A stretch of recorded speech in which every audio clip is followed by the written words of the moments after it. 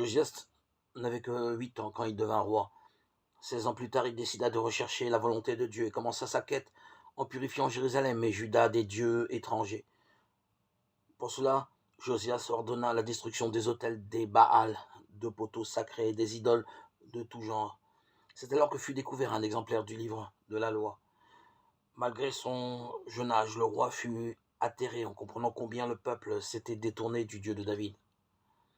Comme Daniel, plus tard, il assuma les fautes de son peuple, s'humilia en son nom et consulta le Seigneur.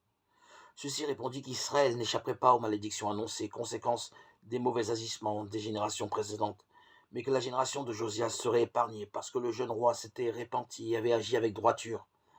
Or le père et surtout le grand-père de Josias avaient choisi en leur temps d'agir à l'encontre des règles divines. Son grand-père Manassé, durant son long règne, fut responsable de la mort d'un grand nombre d'innocents, au point que les rues de Jérusalem étaient devenues, semble-t-il, des rivières de sang. 2 Rois 21-16. Par contre, Josias suivit une voie radicalement différente. Quel que fût le chemin suivi par nos parents ou nos ancêtres, rien ne nous oblige à marcher sur leurs traces. Nos choix dicteront notre destinée et influenceront nos descendants. Grâce à la conduite de Josias, toute sa génération échappa à la malédiction promise par Dieu sur le peuple d'Israël.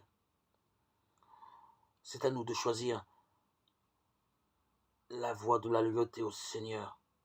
Et notre comportement sera une source de bénédiction pour ceux qui nous suivront.